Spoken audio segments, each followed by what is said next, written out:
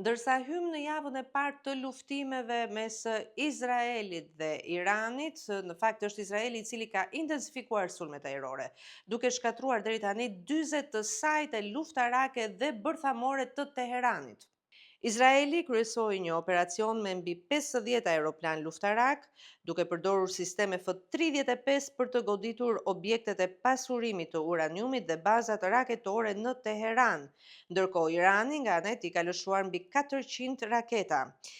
Në Iran, autoritetet kanë raportuar mbi 585 të vrarë dhe 1300 të plagosur, ndërsa në Izrael janë shënuar rreth 24 jetë të humbura.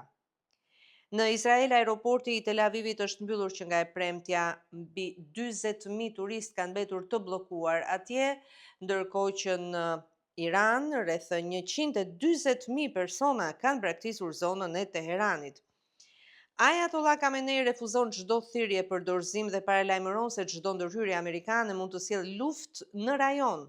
Nga Shtetet e Bashkuara, presidenti Donald Trump ka kërkuar dorëzim të pakushtëzuar dhe ka lëshuar kërcënime për Khamenein, ndërsa Pentagoni ka vendosur forca shtesë në lindjen e mesme. Irani kërcënon se do të godas bazat amerikane dhe mund të minojë gjirin e Hormuzit si hakmarrje.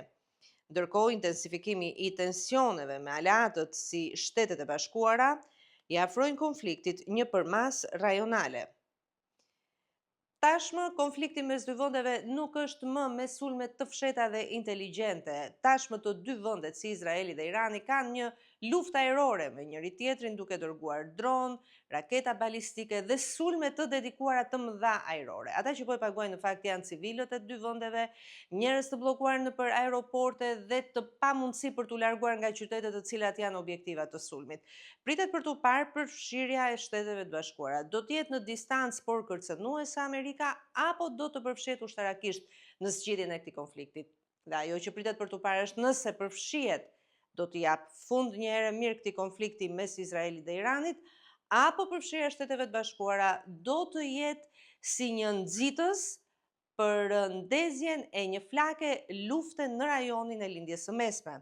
Pritet për t'u parë në orët në vazhdim.